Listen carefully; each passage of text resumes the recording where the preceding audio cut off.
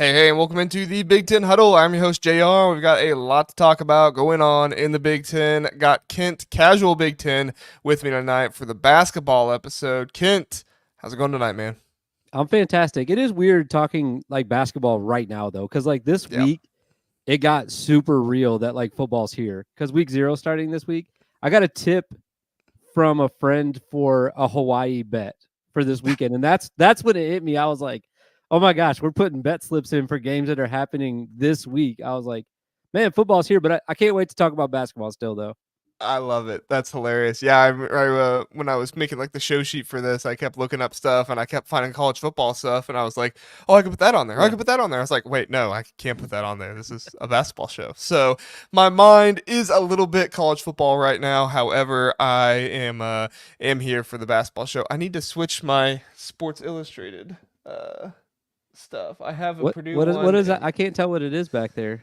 they're like Sports Illustrated magazine covers. Oh, gotcha. So during one of the breaks, I'll have to switch it. But yeah, super excited to be talking basketball. Even though football is coming up, I always enjoy our basketball episodes, and I still think that preseason stuff is fun to talk about. So we're gonna have a good time. We have the Maui Invitational. They announced the bracket for that. There's only one Big Ten team in it this year, but we'll talk about their chances to be able to win. We're also going to talk about Torvik's rebound per game predictions. There was a nice article written by what is it? Justin Torres, I think was who it was. I'll have to look it up later.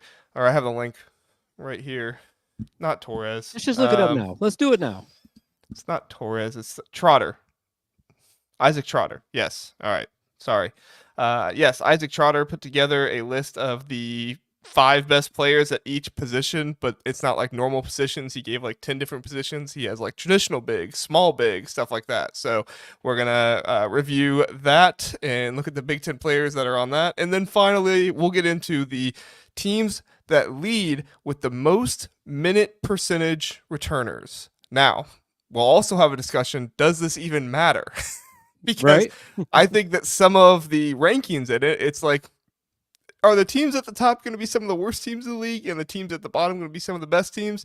We'll see. We'll talk about it, and there will be some interesting conversation for sure. But Kent, are you ready to talk the Maui Invitational? I'm ready to talk about it. I wish I was going to the Maui Invitational. That would be really nice. In fact, a couple of my friends were talking about going, and it just wasn't in the cards for me this year. Too much travel going on. So I'm not going to make it, but I do wish I was going, especially after seeing this bracket. It looks really exciting. Oh yeah, yeah. I mean, they have Michigan State in it this year, the lone Big Ten team. Mm-hmm. However, there are definitely some other teams that I would like to see play. North Carolina, Dayton. I feel like that's going to be a very cool game for people to see. Iowa State, Auburn. That's going to be a really awesome game. And then you got UConn right there at the top. So I mean, UConn wins basically every tournament they get themselves in. So why wouldn't they win this one, right? Yeah. I mean, I understand why they kind of set it up like this. I feel like there's the four, if you're looking at the bracket on YouTube right now, like the four teams that are on the right-hand side of the bracket, I feel like are the most likely to win it, and the teams that I'm more excited about. Maybe I'm crazy. Maybe I'm crazy to say that, but if you go down the right side, UConn, Michigan State, Iowa State, and then North Carolina, I mean, I would take that side versus Memphis, Colorado, Auburn, and Dayton on the left side there. But I kind of wish that Michigan State was on the bottom part of it, Yes. so they can meet UConn in the championship. That would be more exciting for me. But I understand why they put North Carolina down there instead. That seems like, I don't know. It depends on it. I mean, Iowa State could beat them for sure in the second game. So I don't know. It looks really fun all the way around, but a potential Michigan State versus UConn second round matchup is it gets me excited in my plums, if you know what I mean. You too? I think I know what you mean, and I think I'm there with you. So yeah, me too. Sure, we'll go with that. No, yeah, I think that's kind of the big talking point of this entire tournament to me as well is the UConn and Michigan State matchup there at the beginning. It does suck for Memphis. Like you get invited to this tournament and Yeah. it's like, oh man, we're gonna go to Maui. We're having a great time, and it's like, who we play first game? UConn. Oh, darn. Yeah. Brutal. Absolutely brutal. Now, I will say though, more than likely they're going to pick up a win. Like unless I'm missing something, I don't do a ton of research on Colorado basketball. I'll be honest, but I don't think they're going to be that great this year, are they? I think they had an NBA player or two last year. I cannot But those guys recall. are gone, I think. Yeah, they're in the NBA now. So, So unless they did um, something wild in the transfer portal that I don't follow them closely enough, maybe. But I think Memphis could be excited about, hey, we'll get a second round win, and then we'll see what happens in that third round game. Like whoever we get matched up with, it'll probably be like Auburn in that third round, I'm guessing. But yeah, it still should be fun though. Even for them, like, hey, you got a chance in that first round to shock everybody and go beat UConn. Why not? Go do that. If you're a Memphis team, like, get squirrely. Go beat them. Go beat the back-to-back champs, That'd be awesome. They are yeah, back-to-back, right? they are. Yes, they are. Yeah, so I looked up Colorado on Torvik. Torvik has them 116th. They are below Georgetown, Cal, Princeton. How did they get invited then? Because like I all these other don't teams know. are like excited, even like Dayton, like that's a team that's been fun the last couple of years. They make noise in the tournament. Every once in a while they have like players that are always really exciting, but like Colorado is just like that doesn't really move the needle for me in this tournament. They'd be the least exciting team. So I feel like if as a Michigan State, supporter in this tournament as the only Big Ten team, that's a dream matchup for the first round. It's like an auto win, it feels like, right? Yeah. You have to feel really good about it. However, you also felt really good playing. What was the mid-major team that Michigan State played Oh last year at God. the beginning of the season? Not Robert But I mean, Morris. people I didn't knew even know that about team that. was going to be good. People knew going into it that this team was going to be a talented team. They didn't think that they would upset Michigan State. However, that was obviously able to happen. But yeah, I mean, that's the thing with Memphis though. Is Memphis could actually be good this year. They're number 25 in Torvik, right behind your guys, UCLA, who are at 24. So, I mean, this could be a really good year for Memphis. It's just unfortunate for them going straight into it and playing UConn. I would like to see a Michigan State Memphis matchup at the very beginning. I feel like that would be super cool. And then winner of that play UConn. And then you most likely have either Auburn, Iowa State playing probably North Carolina. I mean, I don't want to sleep on Dayton too much, but probably North Carolina, and then one of those two teams in the championship. So overall, I still think it's a good bracket. I still think that it's going to be fun to watch, but there could have definitely been a little bit more rearranging. Yeah, I like what you just said. Like Memphis versus Michigan State in the first round. What an athletic matchup that would have been, to open up the tournament for a Big Ten team. That would have been really fun. But like I said, if you're Michigan State, you got to be excited. You got Colorado. That mid-major team you were looking for, by the way, was James Madison last year that they lost to at Yeah, I home. just looked over at the comments and Philip put it in There there. it is. There it is. I looked it up too. Reliable Philip. Philip, my guy. He's always right there for us. I didn't even see He Philip's is. comment. I actually had to look it up myself because I forgot the name of it too. But also, potential Big Ten transfer Terrace Reed on UConn now playing Oh, against yes. Michigan State in that second round. Something to look forward to for Big Ten fans. I would be excited. I mean, I Hey, would be. I am excited to see that. and Dane Danger. We got Terrence Oh, Reed and Dane yes. Danger. All right, here we go, man. So either way, Michigan State's going to be playing against somebody that they're familiar with in the second round. If they That's win. fun to look forward to. That's what's like people always bash the transfer portal like, oh, it's terrible for college sports, yada yada yada. For basketball especially, I think it is the most fun because like it's a little bit different than football. I've talked about this before, but like you actually see the guys' faces and their reactions, so you feel like you know them a little bit better. Yeah. And when you get to know a guy like Dane Danger, like just through the TV or watching him, you feel like you're actually connected to him. So now when he's coming to play your team again or play against a team that you don't like or whatever it may be, it just makes the matchup so much more fun. So a tournament like this, you get those like weird matchups that you didn't think you would get, and it just makes it even more fun to watch, in my opinion. Oops. Did we lose you? I unmuted myself and then I with that take. immediately like, oh, muted myself right after. So that was good. No, I completely agree. I think that the transfer portal is definitely underrated in a lot of ways. I think so many people just focus on like, oh no, my players are leaving, but they don't often think about like how many good players you can have come in, and how you can watch players who you didn't watch before, or and they come in, or players you watch they go somewhere else, and then it makes it interesting. Like, I'm gonna have a lot of fun watching Kansas State this season with Coleman Hawkins, because I'm gonna see how Coleman Hawkins operates on a team that is outside of what Brad Underwood does with him, and it's gonna make it more interesting to see, can he go to the Big 12 and be a really good player there like he was at Illinois. So I mean, obviously, Yeah. I'd rather him be at Illinois, but I can look at it in a positive way too and say, he's over at Kansas State doing some good work there too. So Yeah. all right, What do you put Michigan State's chances to win this whole thing at? yeah, that was what I was going to ask you next. I mean, because they have that draw with UConn second round, not great. I would feel much better if they were going against North Carolina in the second round, just because I don't think North Carolina is going to have great bigs this year. And this is North Carolina is a top 10 team in the nation. So I'm nitpicking here, obviously. I don't think Michigan State right now is a top 10 team in the nation, but I definitely think that would be a better matchup for them rather than UConn.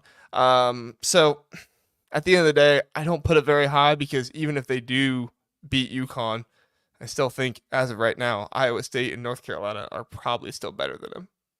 Yeah. Maybe Auburn. Yeah. I think it's interesting, though, because like this week there's been, I know we're kind of heavy on Michigan State right now, but they're the only Big Ten team in this tournament. So yeah, no, it's fine. There's been some movement on the future for who's going to win the conference this year, and now Michigan State is the favorite all of a sudden, and that changed literally this week. And I just wonder, like, what a tournament like this, how much it would impact. I know you can't gamble on it all the way through the season. You can't do futures all the way through, but like, how much it would impact just the general public's view of Michigan State, depending on how well they do in this tournament. Because if they go and win this thing, to me, like, they're instantly the favorites to win the Big Ten. And I agree with what Las Vegas has done in moving that line for the future. But right now, I still see them as like the fifth best team in the conference. And I don't see why. I really don't understand.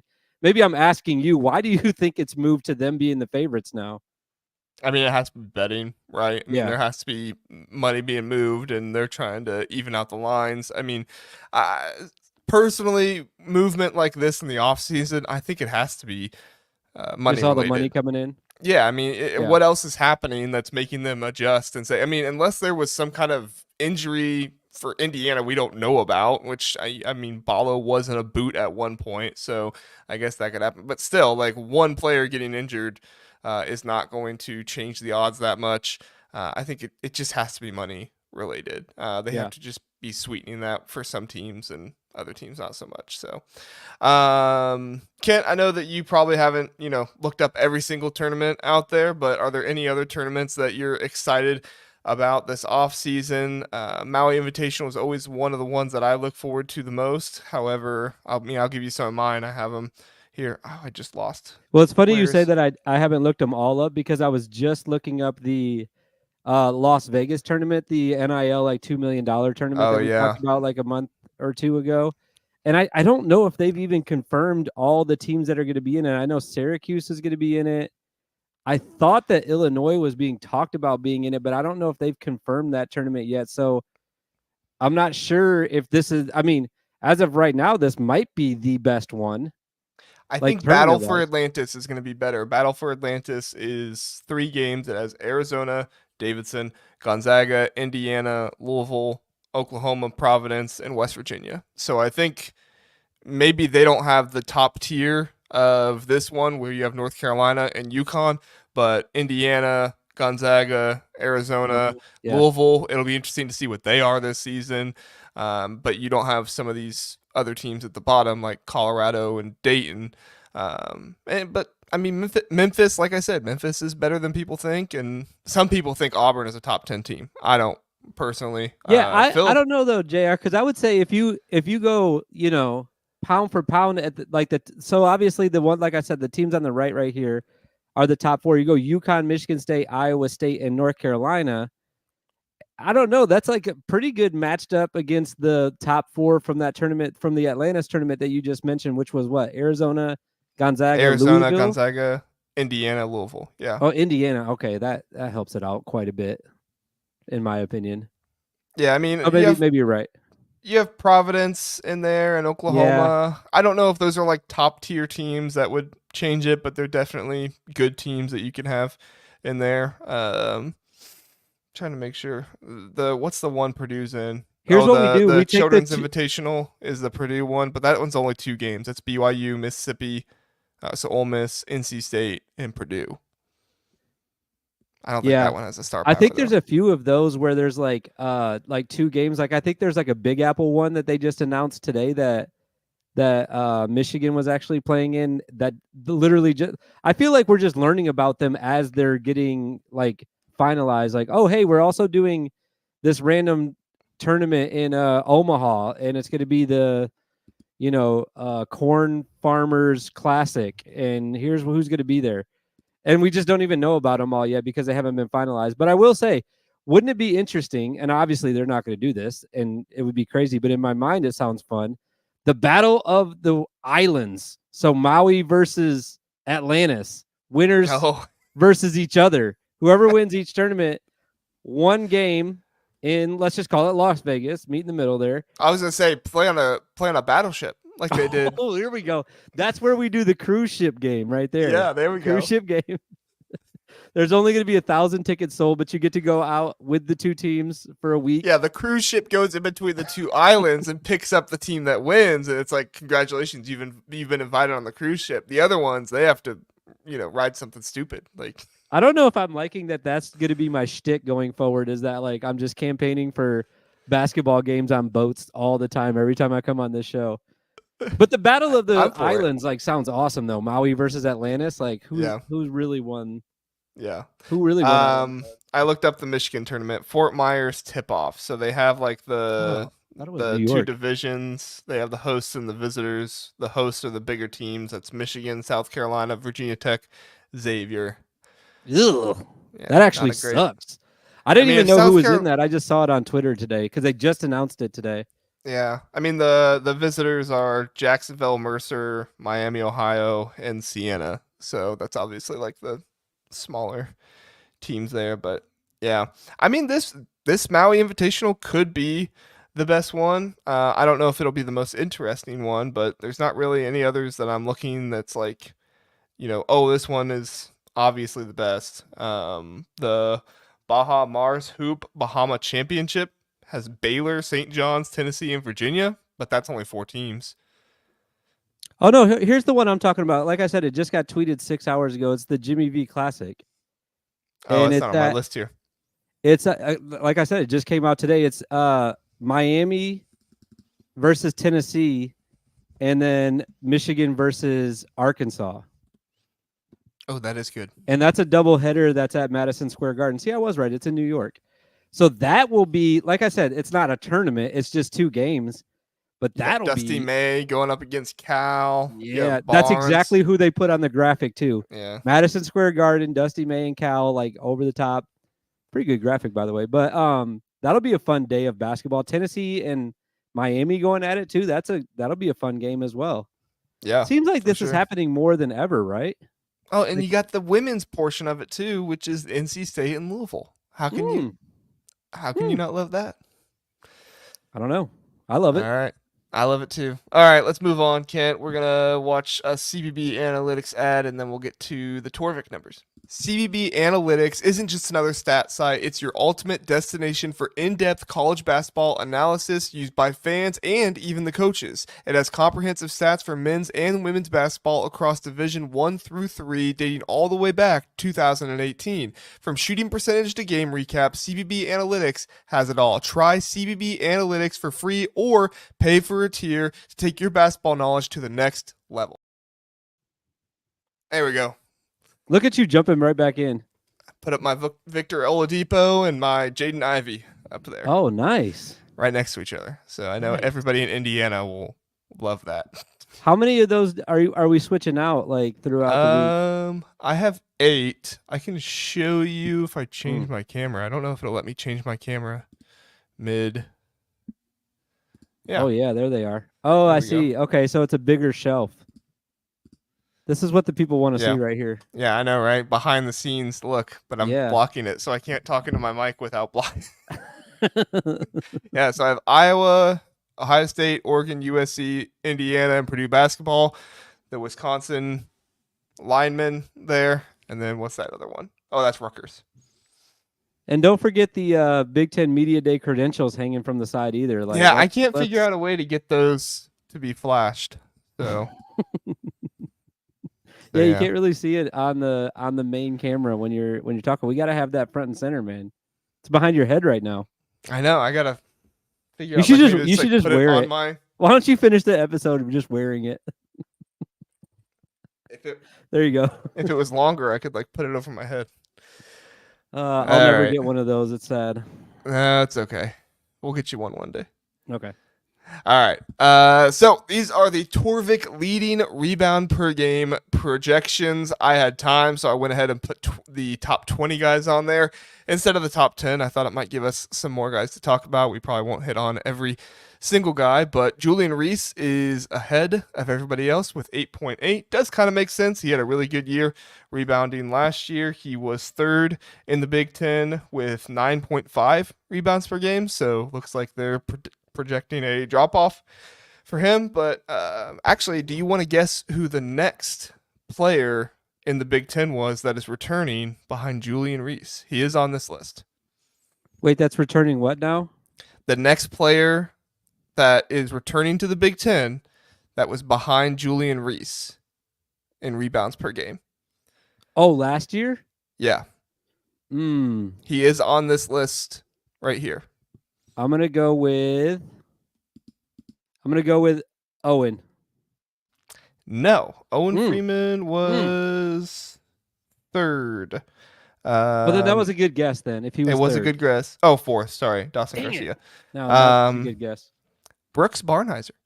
You know what? I did. You know why I didn't say him is because that's what I was gonna lead my little spiel about. I was gonna lead with him. And that's why I didn't want to mention him, because if I was right, then I would have had to go right into it, and I wasn't ready yet. Well, go right into it. Mention Brooks Barnhizer. It's funny because we talked about the points per game, like Torvik guys, a few weeks back. And the first guy, obviously, because I love Northwestern so much, that jumped off the list to me was Brooks. They're at number, what is it? Like tied for 9th on this list? Tied for 8th. Tied for 8th. Okay. So I thought I was like, oh, wait, wasn't he top 10 for points per game as well? And I was like, is this dude about to win player of the year? He's like top 10 projected points and rebounds. And then I kind of, took a deep breath and I was like, wait, there's a few guys on here though. Like Ace Bailey was top 10 in both. Malik Renew was actually ahead of him in both. He was 7th on the points, and then he's like tied with him for 8th on this. So I guess tied. And then I think there was one more. That's what I was kind of looking at, is who was the last guy. Bruce Thornton, maybe? No, he's not on the rebounds one. But anyway, so those three guys, though, if you're looking at points and rebounds projected and you put a lot of stock into this, Ace Bailey, Brooks Barnhizer, Malik Renew, not a bad bet for, not that I would actually bet this, but for guys that could possibly win player of the year next year. Legitimately friend of the program, Brooks Barnhizer could be your Big Ten player of the year next year. Let's talk about that. He could be. I mean, he could be. Peyton Sanford as well. He's another one that was really high on the points per game as well as the rebounds per game. Yeah, he was first in points per game. You're right. Yeah. So he's one up there, but hey, I'm with you, man. Brooks is going to be the one leading this Northwestern team. We're going to talk about him more. He was on the best players by position rankings as well, so we'll have him for discussion up there too. But I mean, I think Brooks Barnhizer is going to be one of these players that people are going to sleep on a little bit, and maybe they're going to underestimate Northwestern, but him coming back is huge for this team. Do I think he's going to be, boo-booey? No, but I don't think he wants to be boo-booey. I don't think that's his game. I think, he's not the primary ball handler like that, but he could be a great spark for this team that, is a fantastic wing that's able to score and just do all the little things this team needs. Yeah. A lot of interesting things as I was going through this list though, but I'll try to stick in the top 20 here for just a second. We'll get outside the top 20 in a minute. Just stick in the top 20 and then at the end we'll go outside it. Yeah, I did think that it was interesting that Peyton Sanford was that high. I think that he's gonna, like you just said, I think he's potential like player of the year next year. so high on the points, so high on the rebounds. Obviously, these are just projections, and we still have to play the game. But another one that I thought was a little interesting, and this guy's been getting talked about a lot, is Ty Rodgers, up at like 13th, basically, on my list, or tied for 12th. I don't know where he's at right now. 12th. I feel like he's getting way too much attention for an Illinois team that has a lot of talented players on it.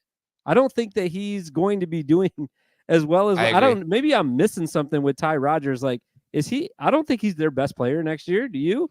No, not at all.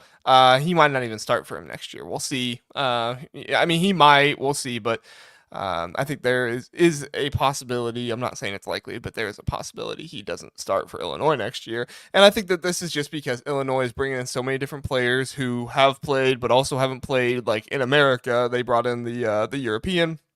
Mm-hmm. They brought in guys from different schools that it's hard to see how their stats translate to the Big Ten. So that's difficult. But I mean, at the end of the day, like that's really the only player that was on this team that they have some kind of data on. And so I feel like that's where it comes from. And they're just trying to figure out anything with this Illinois team. But like we had Shaps on last time, he pointed out the points per game for Illinois, and he was like, yeah, this isn't accurate. This is not how it's going to go. Because there's just so little data to consider. Yeah, that's exactly. I was just going to remind everybody of that again, that he was second for Illinois on the points per game, and then he's first on rebounding. Like, there's no shot that they're relying on this guy that much next year. So I thought that was really interesting as well. Yeah, no, I agree. Phillips in the chat, and he says Willard won't allow Reese to be that successful. I love that this has turned into a like anti-Kevin Willard podcast. I love that too. I really love that. That's exactly what I wanted out of this podcast. He also says Owen Freeman should be higher with all the shots Iowa chucks. He will have ample opportunity. So I did go to CBB Analytics, Kent, and they have a nice feature where I can put in names of every single player, and I can put in all of their rebounding stats. So how many rebounds per game they had last year, rebounds per 40 minutes, rebounds per 100 possessions, and their rebound percentage. And Owen Freeman comes in with, so last year he had 6.6 rebounds per game. And then if you go to rebounds per 40 minutes, he was fourth with 11.6. So if he plays the entire game, statistically, obviously not accounting for like fatigue and stuff, but statistically, he should get 11.6 rebounds per game. And then per 100 possessions, he was also fourth with 16.3. And then his rebound percentage was 16% fourth. So maybe a couple spots higher. We'll see. But I think Philip does have a point with all the shot chucking Iowa does. If you just hang out around the basket, you're bound to have a couple more fall to you. Well, not only that, but Owen's like really good at using his body and getting rebounds too. Like it's not like he's just like accidentally getting rebounds because he's down there. Like he's very crafty down low, and that's why I would even say just because of that reason, he's got another year to progress, in his body and in the offense and even in the defense, because that's where he gets a lot of rebounds too. I think he would even be higher just because of that reason. But you look at the guys that are in front of him, it's like, where are you gonna like? I can't really move him up anywhere, I'd move him up above Stephen Crowell. Okay, probably move him up above Sean Stewart. Sean Stewart's gonna have a 7'1", big tall center on his team. I forget his name off the top of my head. I should remember. He's on.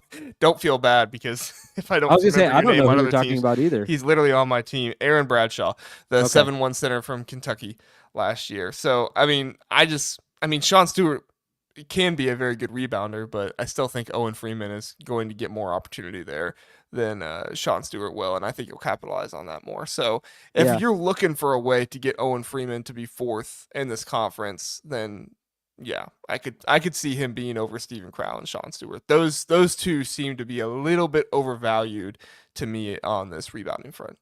Yeah. Anybody else you think is overvalued? Anyone else I think is overvalued? Yeah, or you can say what you were gonna say. I kind of cut you off. That's okay. I'll answer your question first. Like, it's interesting. Like we were kind of talking about like some of the guys that Illinois has coming in and they don't have data on them, but Ace Bailey, number 10. Like, what's going on here? Like he's way up there. Or am I looking at the wrong list here? I know. I'm sorry. your list is a little bit different than like the. Oh, I see what happened because there's Yeah, a. I'm looking it's at the an counter Excel on the sheet and side. there's one taken. Okay, so I Yeah. need to add one. Okay, so he's So 11. he is technically tied for 8th with Brooke Oh, I need to Barnheiser. move him up one. Okay, okay, Yeah. gotcha. Or 2. Yeah. Anyways, Ace Bailey really high. We don't know anything about him yet. He's pretty high for the rebounding, but the little exercise that I was going to do in my head, and maybe this is just my weird basketball brain and how I break things down, but there's 18 teams in the league, right? So if you go through the top 18 players, you'd like to think that your team has at least one of those players, right? If you have 2 of them, you're in a really good spot in that top 18. There are 3 teams that I'm looking at right now that have 2 guys in the top 18. Indiana has Balo and Renew. Michigan has Golden and Danny Wolf in the top 18. And then you have, shockingly, I didn't think this would happen, but Iowa has Owen and Peyton.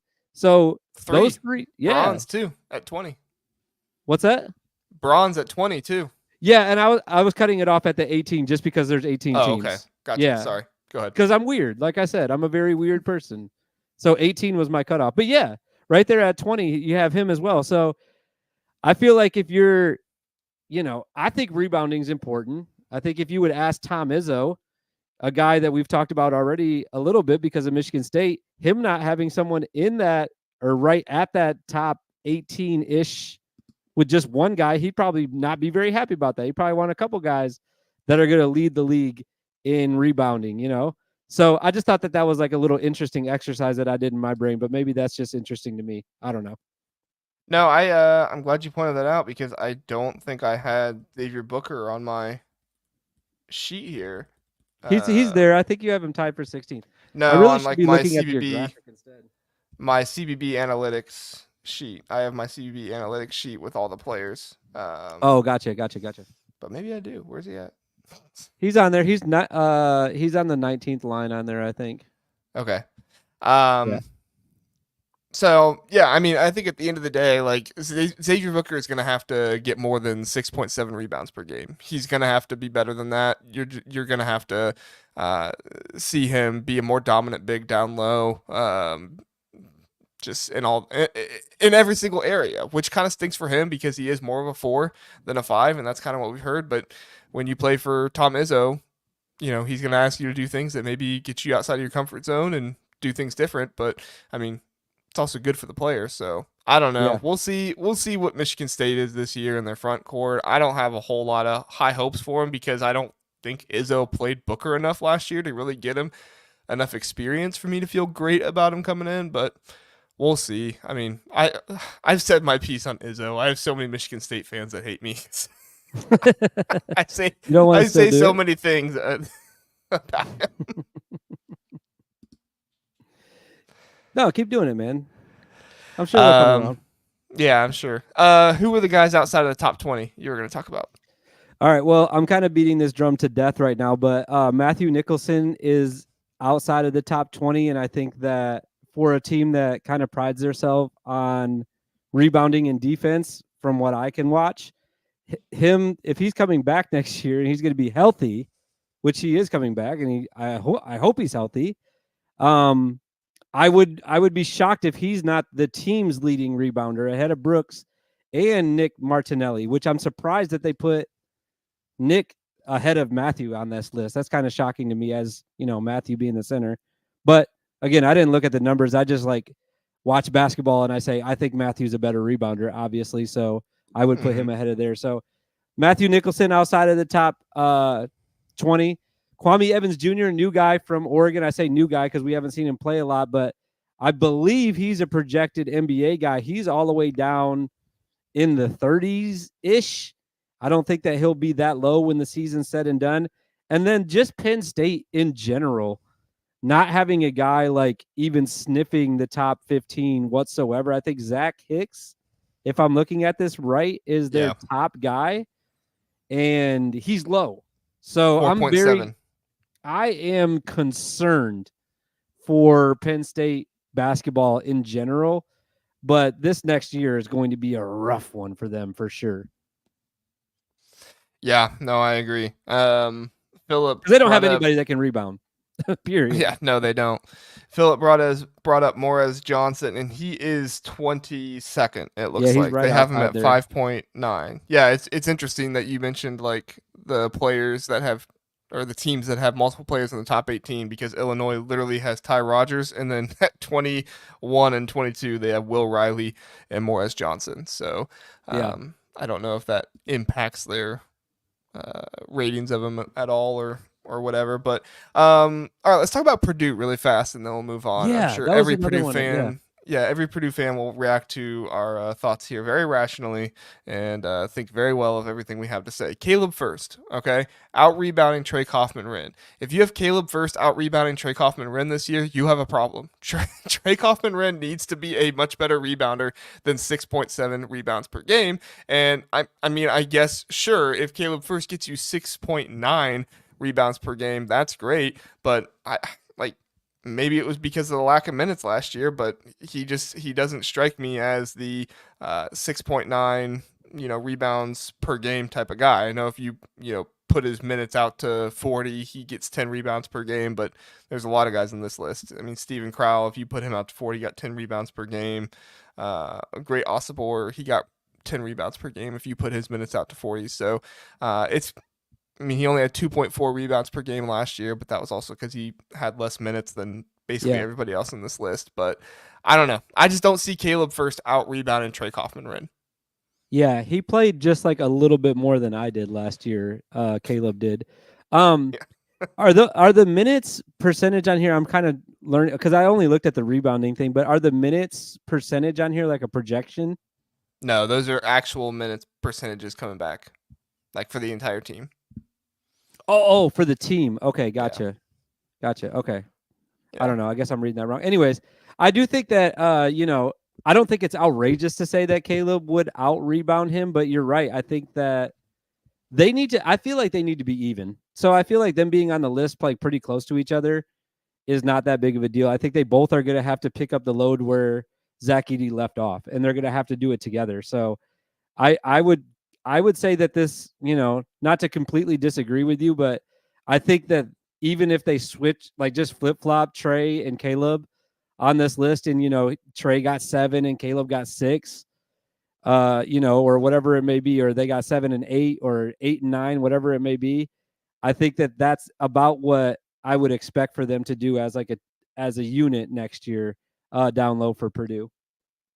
No, I think that makes sense. I think that them doing similar things together certainly can be good for Purdue as well. I just looking at it, like I just expect a lot from Trey Kaufman-Renn this year if Purdue wants to be the same level of good that they have been the past 2 years. Obviously, he can't be Zach Edey. He's not going to be Zach Edey. However, if he can come in and be a good down low presence that can rebound and defend really well, Braden Smith is going to put the ball where it needs to be for him on offense to be able to get close to the basket. All he has to do is finish at that point. So, I mean, he is a good back to the basket player as well. I don't want to take that away from him. So, I think he's going to be there offensively, but I want to see the rebounding from him, which it's not always fair for me to say I didn't see it from him last year. He had 4 rebounds per game and he played, 600 some minutes, started every single game for Purdue last year.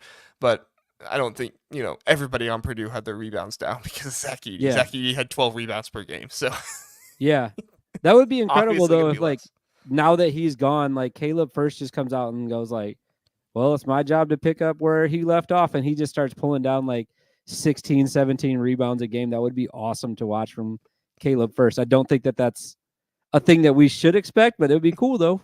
It'd be really cool for Purdue. I wouldn't expect. I'm gonna actually go to his game recaps and see what games his max is probably like 12 ever. Right. In basketball, he has had, or in college basketball, he has had 6 rebounds 3 times this last year. So I don't know. That's his career high. Season high last year. I don't know if it's every single year. I don't know if I can do every single season together. Yeah, he had 6 against Northwestern, 6 against Alabama, and 6 against Michigan. So, but you put all those minutes together though into one game, that's 18 rebounds. That's true. And he How many minutes played did he play? 40 minutes, 42 Look at minutes. that. Exactly. There you 18 go. rebounds a game. Caleb first next year. You heard it All here right. first. Okay. You heard it here first. Yeah. First. With the U. Right? Right? Yeah. You guys with me still? No? Okay. All right, Kent, let's move on to the best players by position. We're going to watch College Huddle ad really fast. We'll be right back. All right.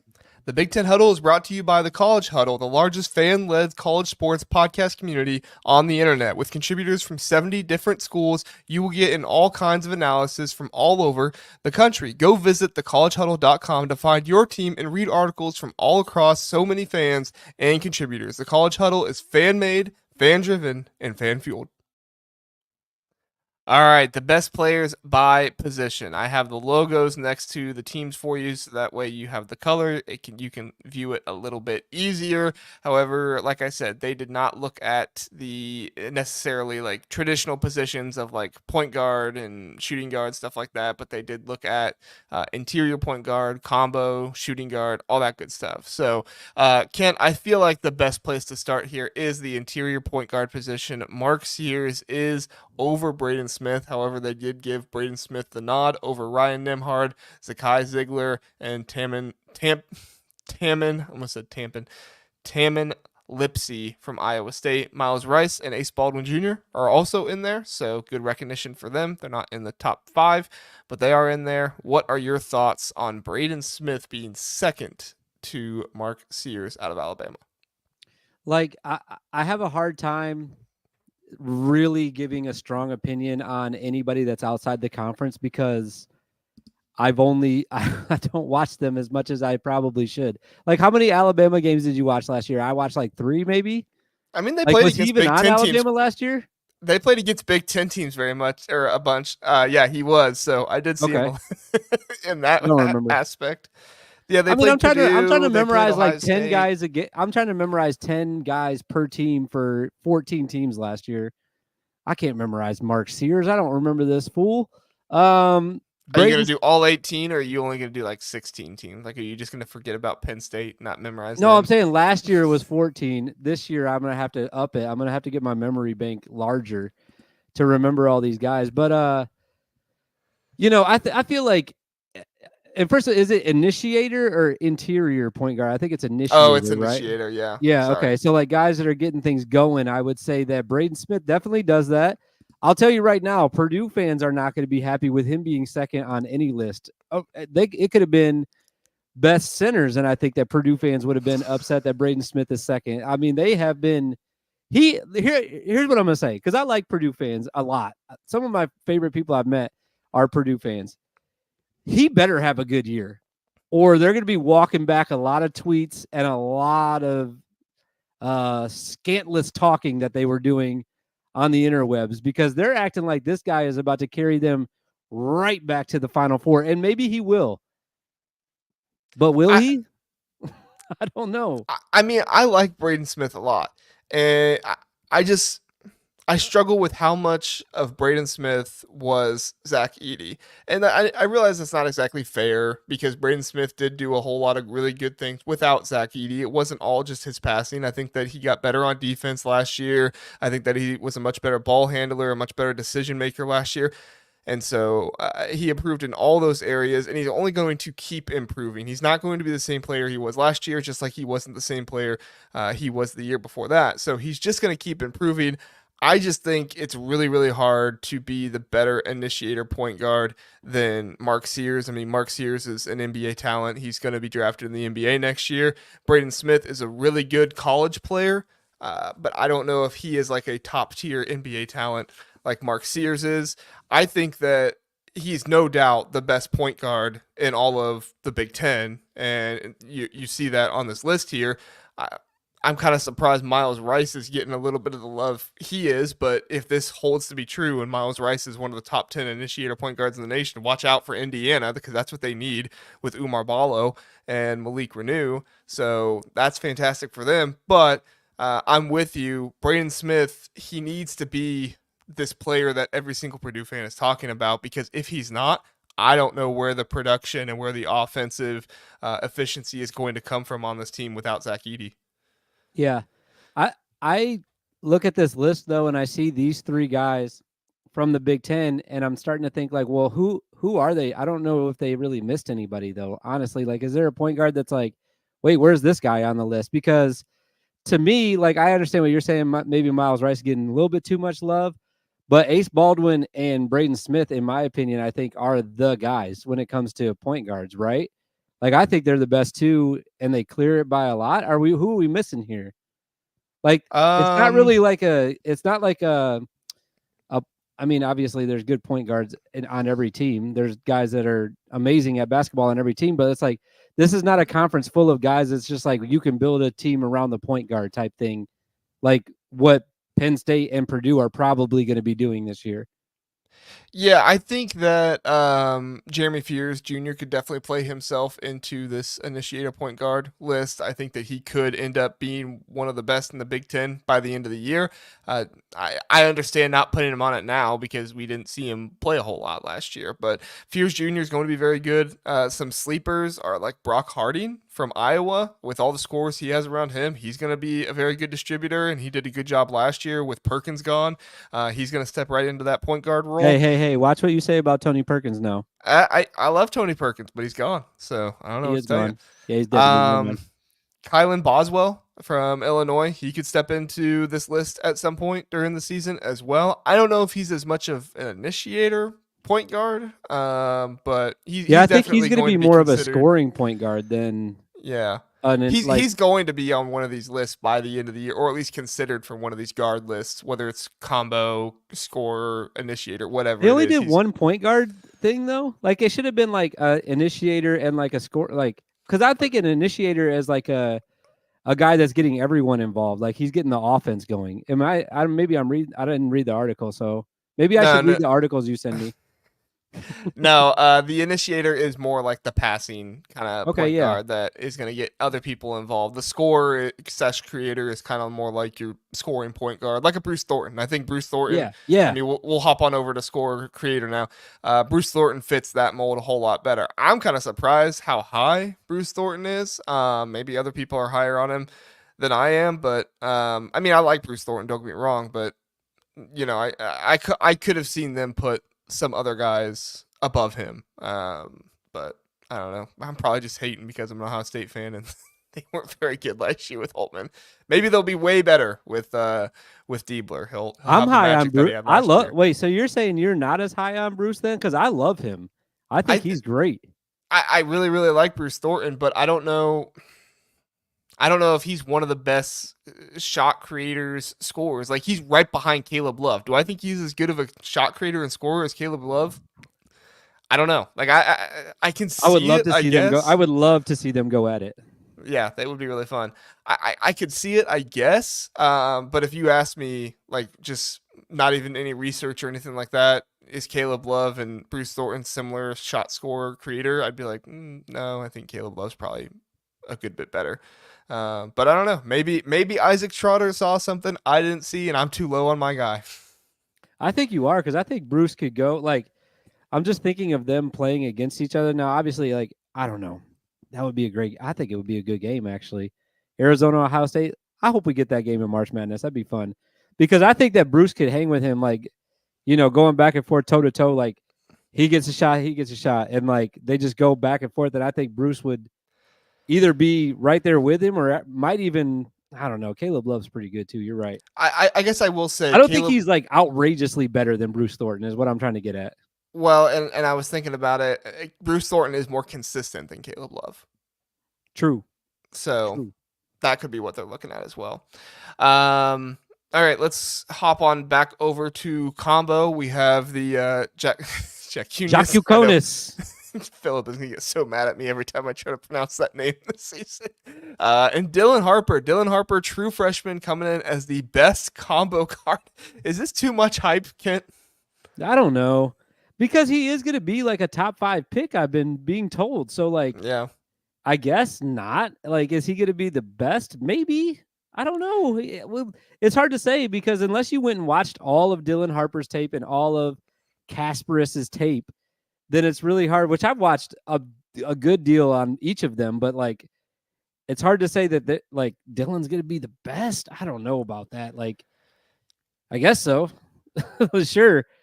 Like it's one of those things where it's like, it's very late off season at this point, and I just kind of got to throw my hands up and be like, I mean, I guess you can really say anything at this point, and like no one We'll see can what really get happens. mad at you about saying it because it's the off season and there's no way to prove it right now. Now, if you were mid season and you were like, Dylan Harper is the best combo in the entire all of college basketball, and he wasn't, then people would have like realistic evidence to be like, well, wait a minute here. What about this guy? What about Cam Jones from Marquette? He's having a Right. good year, but you can't do that right now. So it's like, maybe he is. I hope he is. Maybe he is. Like some guys I notice on here, if he is better than Wade Taylor, if he is better than Walter Clayton, those were some guys I watched last year. Jeremy Roach Jeremy as well. Roach, yeah, he was If nasty. Yeah, if he's better than those guys, like sign me up for Rutgers this year. This would be Yeah, for one heck of real. a team. Which like we know these are NBA players. Ace Bailey as well, who's down there at the wing handler, second to Cooper Flagg, another true freshman. So our combo and our wing handler, the two of the I didn't four even guys notice. at the Oh top my are god! Like true yeah. freshmen. But If you got two guys like right at different positions that are either one or two at their position, which on it like realistically though, they should be. They honestly should be. If these guys are going to be actually taken in the top 5 in the NBA draft next year, they actually better be the best combo in wing handlers in the country. They really should be right up there. So I don't think it's outrageous to put them there. When you look at it on a board like this, though, and you say, well, there's only 10 positions that this guy laid out, and 2 of them are either 1 or 2, like position wise, they're either the first or second best, and they go to Rutgers, and people still aren't saying Rutgers is going to win the Big Ten this year. Like, how? Nobody else has anybody even close to that. Like, even Purdue, they got Braden Smith, nobody else on the list, and then there's nobody else even near the top except for Peyton. Well, and the only other team I was going to say, like, they have somebody like that is Indiana. But, I mean, you even have Miles Rice, who's outside the top 5. I mean, he's in there. Yeah. Mackenzie Mbako, who, like, that's a little bit of projection of potential based off what we saw last year, which I do think Mackenzie Mbako can be a top 5 true wing in this, in the nation next year. We'll see. But I think you're also projecting a little bit of his potential and getting better. And then the true 5, you have Umar Ballo. What is that, 6th or 7th right there? I mean, Yeah. I would have said Umar Ballo was the best true 5 in the Big Ten, but he's making a case for Vlad Golden. I can't really argue against it. My inclination is I can still argue Ballo. against that. I think Ballo's better than Golden. Well, if Ballo played the entire game, yes. But my thing with Ballo is he only plays like 20 minutes a game. Vlad played more than him. So that's the thing. Like, do I think Ballo is the better player? I do. But for Did what you Isaac get out of the Trotter player, specify how long you have to play for? Like, if you can come in for 1 minute and give the best 1 minute at the true 5 position. no, he didn't. I don't think he specified that. I'm just kidding. But I'll have to look you it make up, a good point though. Like if he's playing more minutes and being more consistently and affecting the game for longer, then yeah, I would go with you with Vlad. But I think like toe to toe, like kind of how I was talking about with Bruce Thornton and Caleb Love. If you put Vlad and Ballo on the court and you just watch the plays that they're on the court at the same time against each other, I'm taking Ballo. I think as of right now. So that would make me put him ahead of Vlad in that case. I do have a question though, since we're kind of on the Indiana thing and a little bit of an answer to my own question. That's why I think I like Indiana more though, because they have guys at 3 different positions on this list. And oh, by the way, Malik Renew not mentioned because in my opinion, he doesn't really fit into any of these like made up, like not made up, but these positions that he talked about. He's not a small ball big because he doesn't like. I guess you could say he is, but like I look at like Dawson Garcia's on that list. He can actually shoot it a little bit, and that's not really what Malik doesn't step outside and do that a ton. He's not a stretch 4 big, is he? No, he would probably be the off-ball wing for where Peyton Sanford is. Okay. That would probably be where I would put him. Yeah, he's not a stretch. He's not a wing handler. Yeah, he's probably in that with Peyton Sanford. I agree. I think if you're looking at that list there, I mean, he has to be better than the guy named Igor. Yeah, for sure. Igor Okay, I Milicic. I will be honest. I don't know very much about Igor, but Do you just think he's going related off to of Dark? vibes, Malik He's Renew got to be better than related to Igor. Darko, right? Do you remember Darko Milicic? I don't know. Maybe. I mean, I they only sound like remember him because Russians, the so. Pistons drafted him. That's the only reason I remember him. Let me see if he's related. I'm looking that up. Dylan, ugh, I'll never be invited again. Dylan, dude, we'll have you back on. Don't worry. I just didn't feel like going 2.5 hours tonight. Football season's starting up, and I need my sleep, dude. For sure. I'm missing some of Philip's comments here. Sorry, Philip. He says Indiana needs Mbako to be great to reach potential. I totally agree. He has to be one of the stars on this team. It has to be the Mbako and Umar Ballo show, and Miles Rice has to be consistent passing the ball to him. I mean, that's what you have to have if you're going to be Indiana this year. We'll see if Mike Woodson can get it to do it. Oh my gosh, this saved my day. KJ. KJ. Just call him KJ. KJ. Yeah. I think his Thank you, last Philip. name is. I don't think his last name's that hard. Is Jacques Uconis. I know I'm gonna screw it up every time. I'm so bad with last names. So as long as we don't get him mixed up with KJ Evans from Oregon, there, we'll be fine. I think I just did. I already did. So now you got to say his name for real every time. Okay, Jack Uconis. Did I say it right? Jacques. Oh, Jacques. Jacques Uconis. I think. I don't know. I might not be saying that right. Dylan says Darko is his hero. So there you go. Darko actually technically is my hero. I'm gonna go off the script here just a little bit, but because the Pistons drafted Darko and he was so bad back in 2004, 2005, whatever season you want to call it, they had to make a trade for Rasheed Wallace. And when they made that trade, that's when they made the playoff push and went and won an NBA Finals. And it was one of the best days of my life when they won that. Finally finished that off and did the gentleman's sweep against the Lakers. It was really nice. But yeah, it was all because of Darko, but not because he was good, though. He was so bad, we had to go get another big. And that's why we went and got Rasheed Wallace. Yeah, Rasheed Wallace was the bane of my Pacers existence during that time. So it's all good, though. I'll be okay. Sorry.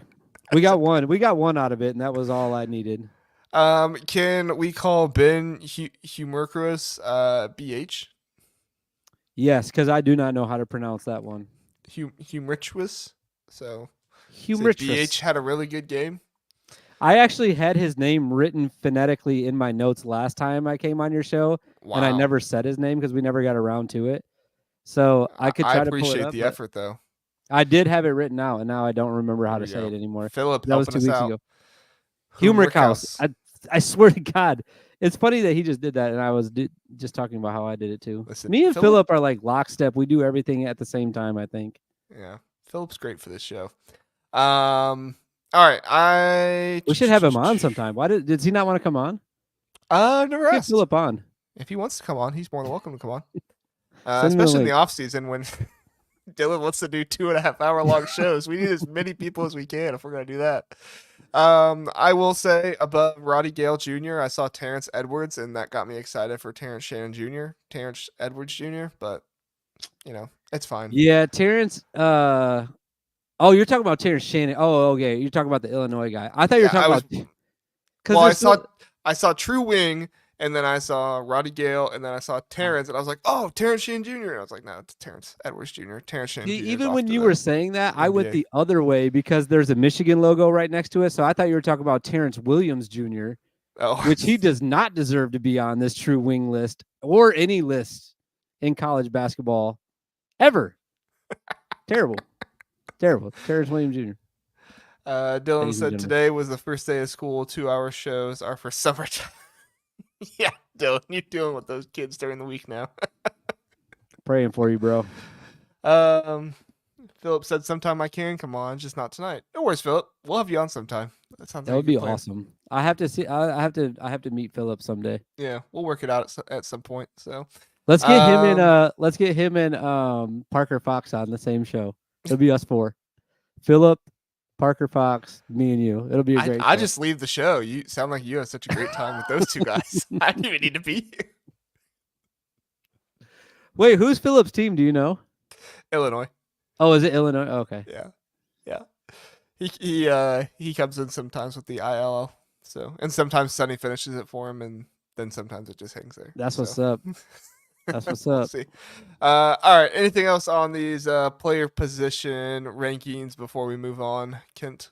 I don't know. I think we got kind of off topic there for a second. No shooting guards. We don't have any shooting guards in this conference. Like, what's going on? Yeah. I thought this Sorry, was a Fletcher shooting Lawyer. conference. What's going on? Fletcher Lawyer wasn't good enough apparently for Isaac Trotter. So I'm But surprised. he's gotten Dylan so didn't come in here. big. He's gotten so big this offseason. I've heard no more flopping around Fletcher. He's gonna be great. I called him Floppy Fletch one time last year. Oh my God! That Why did you do that? well. Why did you do that? Did not go over. Purdue fans, not fans of nicknames if it's not appealing to their players. Which I get it. I probably wouldn't like it either, but see, don't you dare. Instantly, there's like two guys watching live, and one of them like got mad that you said something Hey, about that. we have 11 in here. There's just Oh, only do we? two of them. Oh, hey, commenting. what's up? I didn't even get on, so you can't even count me this time. Usually I click on it too, so there's more numbers, but I didn't even get on tonight. Wow. I appreciate you hyping up the numbers for us there. So, Yeah. All right, we are going to do one more commercial, and then we'll come back, and we will talk about the leading minutes percentage coming back. Here we go. Home Field is your go-to destination for premium collegiate apparel with a passion for comfort and a flair for vintage design. Home Field brings you gear that is comfortable and stylish. With over 150 colleges to choose from, Home Field digs deep into the archives, uncovering forgotten logos, iconic mascots, and legendary moments to create one-of-a-kind apparel. Use my code TBTH for 15% off for new customers, or use my link in the description. 12 people now. 12? Oh man, the ads really bring them in. Look at Brooks on the graphic, by the way. What's up, Brooksy? I figured you appreciate that. I do appreciate it. Yeah, so what was I gonna say? Oh yeah, Home Field. All right, listen. I ordered some stuff on Home Field the other day, and I got one of my items right away. Two of them still waiting on. I don't know where they're at. I gotta contact Home Field. But I did order all Illinois Ohio shirt. State stuff. No, I ordered a UCLA shirt, which I wore last night on the football episode. And a couple of weeks ago, I ordered an Illinois shirt and a Northwestern shirt. I did order an Ohio State hat. And what was the other one? I think it was a Nebraska sweatshirt. Maybe. I'll have to go back. Pornhub. Yeah. Did I ever tell you I was selling those for a while on Etsy? No. It said Cornhub on it. No. And then I got, I kid you not, I got a like cease and desist from the actual website. No way. Because it was their logo, yeah. Oh, that's hilarious. And I wanted to email them back and be like, big fan, but sorry for stealing the logo there. Didn't mean to intrude on your game. Dylan says, JR, glad you finally got the backdrop. Yes, we did a tour of it earlier. So yeah, you missed go back it. and watch that if you want. But I am curious, did you like the Sports Illustrated cover selection for Purdue? I wanted to pick a Purdue one, and that was the one I liked the most. It's not really a traditional one, but I figured you can't go wrong with Jaden Ivey. So I think that he would probably be upset that you sat it right next to an Indiana one, though. Well, but they're the only two basketball ones I have. The other six are football. So that works then. Get this man some more Sports Illustrated covers. Send them in. Well, I have them. I just need more. Oh, frames. get this man some more frames and some more shelving units. This is all the ones they had at Walmart. So you bought all of them? Yeah, they had the bulk packs, and I bought 2 4-ones. But yeah, all right. Well, we should probably actually talk about the It's DK's fault. As soon graphic. as he gets in here, we get off topic, man. I promise you, it's his fault. He's not even here this time. He's just making us do it. Oh, Sports Illustrated swimsuit model one of myself, not of you, Dylan, of somebody else. Well, thank you, sir. Yeah, I don't need teachers on my Sports Illustrated. I'm calling his school tomorrow and telling him that he's soliciting half nude photos on sports podcasts. Oh man. All right. Kent, leading leading minute percentage returners for the season coming back. Northwestern leads the way at number 1. Penn State is number 2. And then you have UCLA, Indiana, Iowa, Purdue, Wisconsin, Oregon, Michigan State, Maryland, Nebraska, Minnesota, Ohio State, Michigan, Rutgers, Washington, and then the last two, Illinois and USC. Kent, just give me your general thoughts on like minute percentage returning. Do you think this stat matters? Do you think it's kind of worthless? What are your thoughts?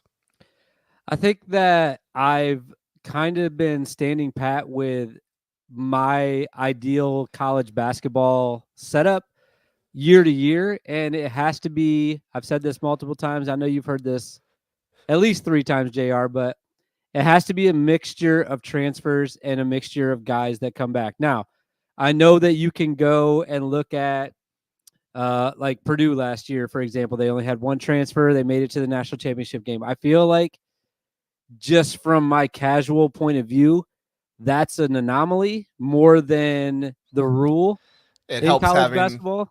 it helps having the 2-time national Well, player of yeah. the year come back Yeah, too. that's also very helpful. But I don't know. When I look at some of the best teams, like, and again, this is recent. This is like a recent strategy of mine in my brain. Again, my weird brain that I have.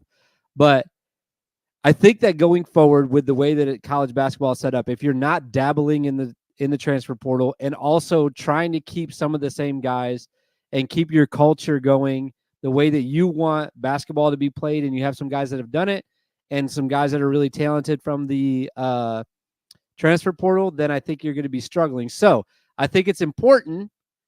And I think that you should be hovering right around that like 50%, maybe a little bit lower number, because you're also going to have some recruits coming in. So I think that maybe 40 to 50% of your minutes. So right now that puts just Maryland, Michigan State, and Oregon kind of in that category, is like kind of like a good place to be, because you're going to get some guys that are going to be first year guys. They're obviously not returning. And then you're going to have some transfer portal guys, which I'm actually kind of shocked. Michigan State only has 50% coming back. It seems like their whole team's coming back. Who'd they lose? I forgot from last year. Oh, Tyson Walker. Tyson Walker and the Yeah. big center, and then Malik Hall. Hall. I almost said Hart. I was like, it's not Hart. What's his last name? Hall. Yeah, I guess that was. Yeah, those were three big ones for him, and of course Tom Izzo decided not to play Xavier Booker, so him coming back doesn't really add much there. Sorry everybody, I know me harping on Xavier Booker is probably not the most entertaining thing in the world, but I continue to do it. No, I think it's really interesting. Like somebody like Indiana, that stat is heavily skewed because you had Gabe Cupps come back and he played so many minutes for him last year because Xavier Johnson just literally was unplayable. Whether due to injury or due to his play, he was unplayable at times. So, that definitely impacts it. But it impacts it in such a way to get their percentage higher. But Gabe Cupps is not going to see the floor very much this season. If he does, it's a bad scenario for Indiana. Yeah, I agree.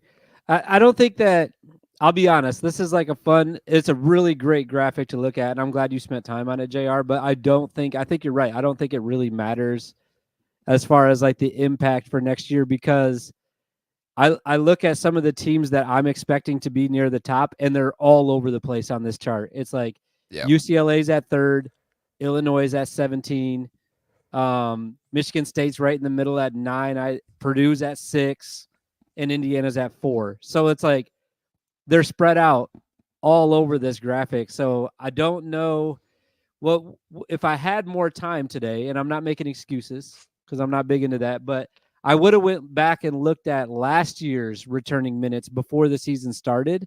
I don't know if you did that or if you have that right now. I'd have to share my screen. Oh, that's okay. You don't have to do it, but it would have been interesting to see like, okay, well, here's the standings versus last year's. So this actually does matter or it doesn't matter. I don't think it does. No, they don't have their projections. I think the projections was something new they added. Yeah, they don't have the projections from last year Yeah. available, so I don't have it. No, but I think that makes sense. I did look at it nationally and just look like, is this something that other teams that are rated highly on Torvik have done that, maybe I'm missing out on? Gonzaga does have an 81.4%, and they are 1, 2, 3, 4, 5, 6, 7th in the nation. All the teams in front of them, though, are like Fort Wayne, Northern Arizona, Navy, teams like that. Houston is 12th or 13th with 77%, but those are really the only really, really good teams that are up near the top there. Cincinnati is at 71%. Northwestern is next after that at 66%. Well, and the other thing is, too, it's almost like sometimes it's like, well, how badly do you really want your minutes coming back? I look at Northwestern at the top of this list. Pretty good season last year. They won a game in the tournament, and they beat some teams they probably shouldn't have beat. Obviously lost to some that they should have beat. But I think overall, if you look at Northwestern's season last year, you say that was a successful year for a team like Northwestern. So them getting 66% back is huge. They need that. And then you go to the very next team and you say, Penn State, you're getting 61% of your players back. And if I was a Penn State fan, I'd be like, well, that sucks because we were terrible last year and we're getting 61% of that back. So it's really a team by team basis. Like if I was Purdue, for example, I would want a ton of my players back because we just went to the national championship. I want all those minutes back. I would have wanted Zach Edey to come back again, get 100% of the minutes back and just run it back. But, some of these teams, like, it's like, okay, I think some people may like look at these numbers and say, oh yeah, Iowa, 54% of their minutes back. Well, like what minutes are they? And how excited are you that those are the minutes that are coming back? Peyton Sanford minutes, I'm very excited about. Owen Freeman minutes, I'm very excited about. What else are they bringing back though? It's like, I don't know how much stock you can really put into this. Like Michigan. Michigan was last place. That's a good example. They have 27% coming back. If you're a Michigan fan, you got to be excited about that because they sucked last year. Right. So they got 75% of their minutes gone. They probably would like 99% of their minutes gone because they were last place. They were terrible. Get rid of everybody. Yeah, I thought it was funny that the teams with coaching changes, Michigan, Ohio State, Washington, USC, those are some of the ones at the very bottom, and then you had Illinois and Rutgers. Like USC they didn't have a coaching change. Wild. Yeah, under 10% of your minutes coming back is insane. But I mean, that's what you get with Musselman. I mean, you hire him, and he's going to tell everybody that he doesn't want to get out and bring in the guys that he does want. Which I don't know. I can't really blame him too much because who from USC last year did you really want back? Ellis, maybe. That's Kobe. It. Yeah, Kobe. That's it. Like. I don't know if you really wanted anybody else back from USC last year. So, no, I'm with you. I think it does. I think it's interesting to look at for certain teams. Like, you look at a team like UCLA and say, oh, UCLA had a really good year last year. Or not last year. They have a really good year coming into this year with all the transfers they have, so they're bringing back a good number of their percentage, and on top of that, they had a good transfer portal class, and so then that looks like it's really, really impactful for them, and so I think that's kind of what you want to look at here. It's one of those numbers where it's like you can't look at it by itself, but if you look at this and they had a good transfer portal class, then it's like, okay, now we're cooking here because you had UCLA, you have Indiana, you have Purdue who didn't bring in any transfers, but they're still up there above 50%, and they were at the national championship game last year.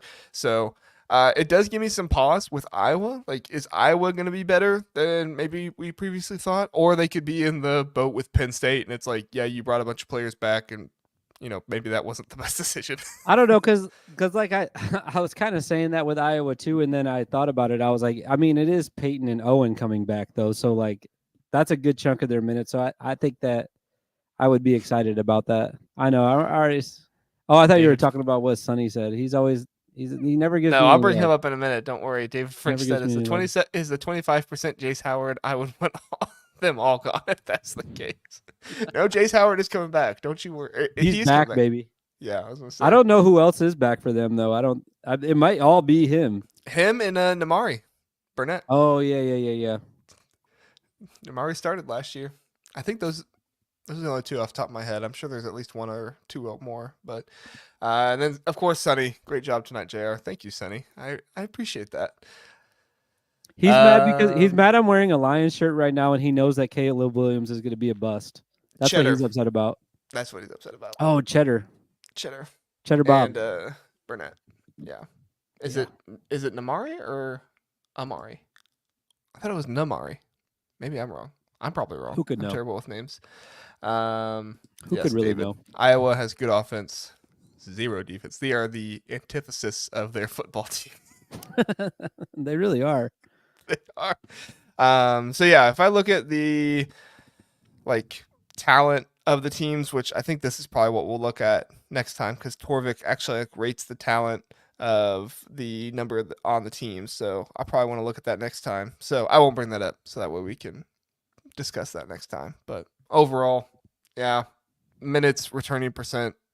But at the same time, this was what we were looking at last year with Wisconsin. Wisconsin would have been really high last year because they had almost their entire starting lineup returning. And what did Wisconsin do? Do you think Nebraska included I can't even think of his name right now, the big that got hurt in the offseason? Oh, Rank Mast? Yeah, do you think I don't know why I couldn't think of his name. He was very important. I would say they probably don't just because he's out for the season, but maybe they do. Be interesting to know about that because he played he probably played 20% of their minutes last year. He never came out of the game. And they're getting 38% back without him. I'd be surprised to know who that would be. It'd be Juwan Gary, Bryce Williams. Yeah. Bryce and who else? Jemiah? Or Juwan Jeremiah? Gary. Or Juwan. I'm thinking of Jeremiah from Rutgers. I'm getting my red teams mixed up again. Oh, Sam Hoiberg. There we go. Oh, yeah. That's what it was. Yeah. I think those are the names I recognize. Unless I'm forgetting anybody, it looks like Bryce Williams, Sam Hoiberg, Juwan Gary. But Torvik does not have Rank Mass listed. Oh, wow. Okay. So I feel like they would be up way high. I mean, they would be up towards the top if he was coming back, I feel like. Yeah, he played a huge amount of minutes. I mean, he is coming back, but he's just not playing. Yeah. So like I said, those are the only the names I recognize, which if I don't recognize the name, they may have played, but not very much. So, and I paid a lot of attention to Nebraska last year. Don't know if I'll be paying as much attention to them this year. You will. I'm going to make you. Okay. Well, I was just going to say, I typically talk about the teams that do well more than the teams that don't do well. So. You're the one that said they're not making the tournament. I started it. And then when Rank Mass got injured, I was like, oh, it's all downhill from here. I got to stay on their good side, though, because I'm probably going to get their tickets again for the Big Ten tournament. I got that connection now. So, I got to pretend. I said all that in the offseason, and then, when the season starts, I'm going to be back. You're going to be hyping all over Nebraska. I'll be like, yeah. We got to remember to hype up Minnesota and Ben Johnson again. So that was another one that I thought, I could literally say it was interesting about everybody on this list, but Minnesota had a chance to be really high on this list. I felt like going deeper into the postseason or off season, after the tournament was over, I was like, man, Minnesota's bringing everybody back. And then instantly it was they're all gone.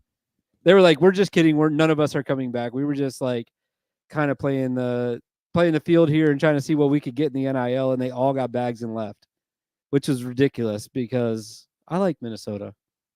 I wanted to see the barn rocking again. The barn's not going to be rocking. They do have some seniors. I mean, they have a ton of seniors on this team. Mike Mitchell Jr., Dawson Garcia, Rigsby comes in from Oregon. I know he wasn't, there before, but he is a senior. Parker Fox, your guy, he's back. Heard of him. Those Big are the names I recognize from playing last year. That's probably it. Yeah, Frank Mitchell. Mitchell's a transfer. He came from Canisius. That's what I thought. Trey Edmonds, he's about to be massive for them this year. Not only physically, but actually they need him really badly. Yeah. So we'll see.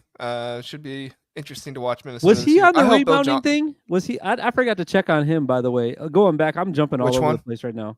Frank Mitchell. Oh, Frank Mitchell. Because he was. What's that?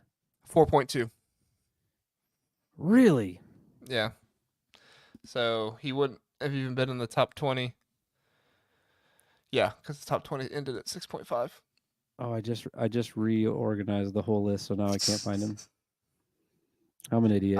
Their top rebounder is actually Dawson Garcia at 7, and then after that it is Lincoln Meister.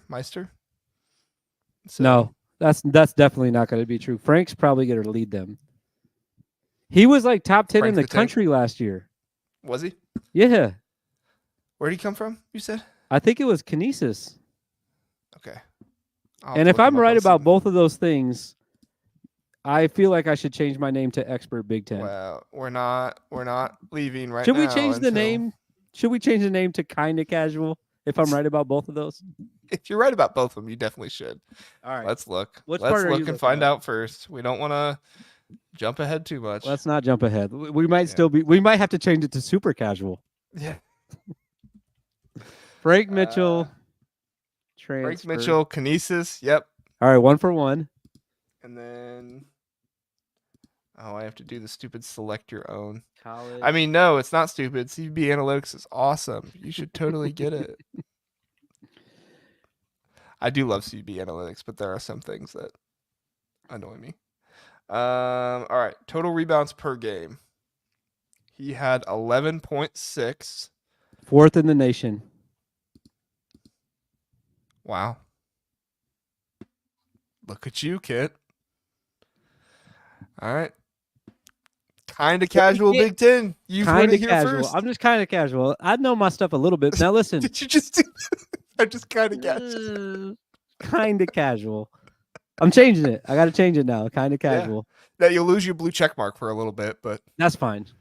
Yeah. That's fine. It's not basketball season yet. It's not football season yet. Big Ten doesn't start until Thursday. I got as long as I get it back before football starts, I'll be fine. How long does it take? Like a week to get it back? Yeah, I think that's how long it took me to. I'm not really going to change it. I'm going to be a casual forever. Faking casual.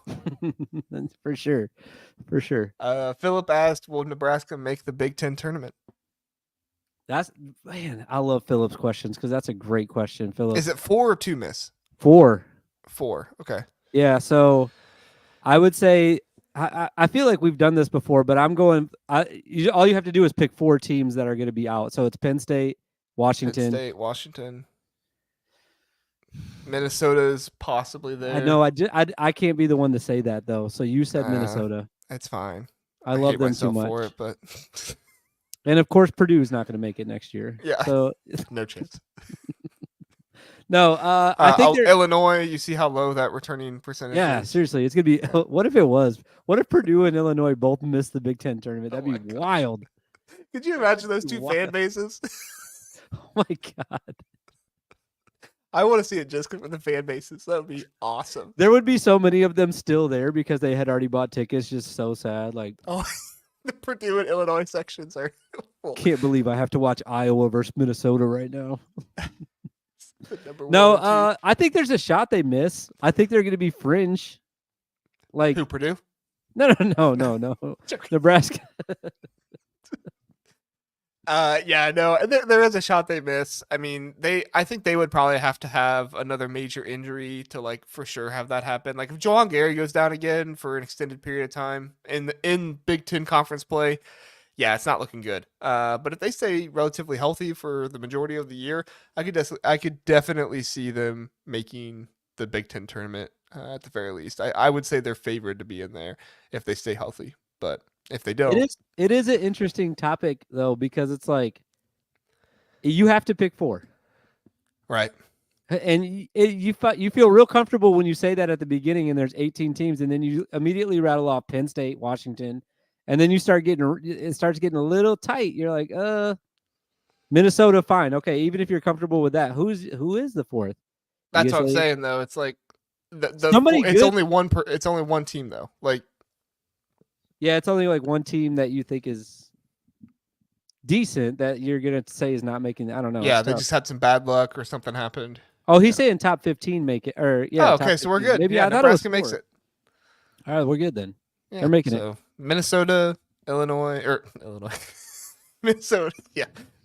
Illinois, and Purdue. Those are the 3 teams. Minnesota, Illinois and Purdue. Yeah, I could see that. Yeah. Seems realistic. No, it would be most likely Minnesota, Penn State, and Washington. But I mean, what I if think Penn Penn State State and just goes on a Washington are run those though, two. and then someone else gets pushed out? Like what? We're not for sure going to be right about all three of those. Like one of those teams is going to be better than we thought, and then someone else is getting pushed out. I think that's what's going to happen. Honestly, it might be Ohio State. If It might Gabriel be. doesn't do well, It might be USC. it could be USC too. I'm such a depressing basketball fan. What for is my with school. you, brother? Let's turn this around. Let's get some positivity in your life. Chris Holtman has just ruined it for me.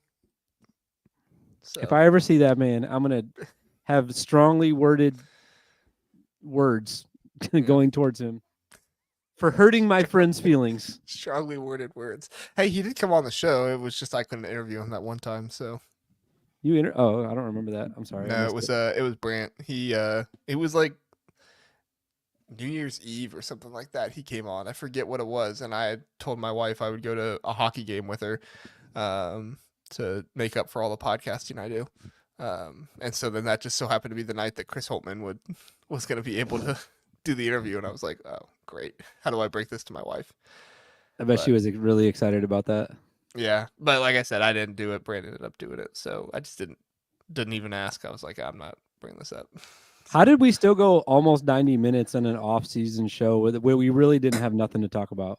I don't know, and we still have 11 people here. That's at one point we got up to 13. Dies. So hey, we appreciate you being here for the vibes.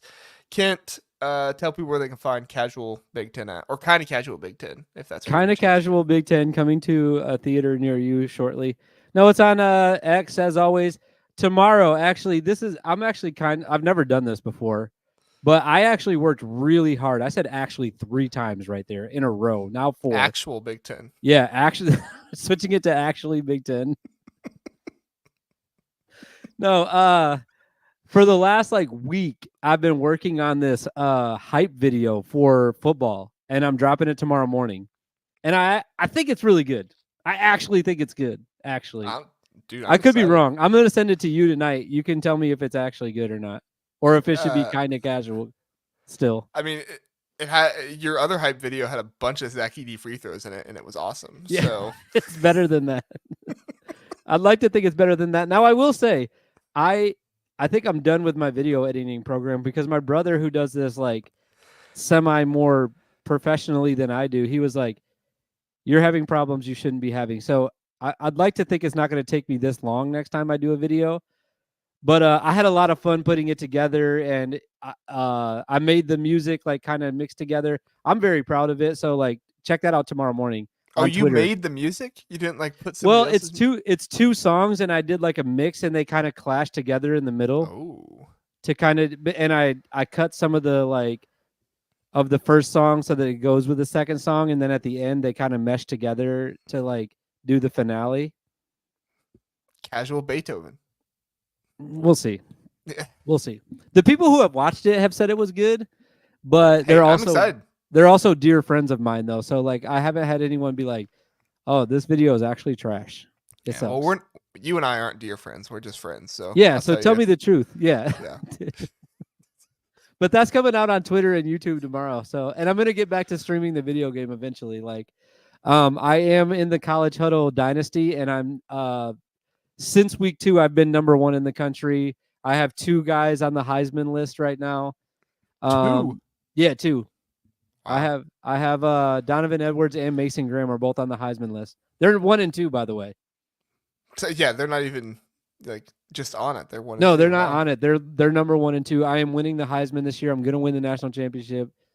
I'm the best player in the world, I think, at that game. I think. Oh, yeah. Are you playing on rookie or? Oh no, we play it on All American, so the second highest level. Oh, there you go. Yeah, you're the best. I've been in the lab a lot lately. I've been playing with some really bad teams online, and I always get matched up against Ohio State or Alabama, and I've been beating some of those teams. I beat I heard Michigan. You weren't allowed to use Ohio State anymore because of the spin move. They took that out. They kind of took that spin move out. Oh, really? Yeah, to where it was like too easy to do it. But anyways, yeah, that was a long-winded way to say that I'm on Twitter. No worries. We're still at 11 viewers, so I need it's the all those longest people to ending come ever. follow me and tell me that I did a good job on that video and retweet it tomorrow. Philip says, "How many JR extra devices watching right now?"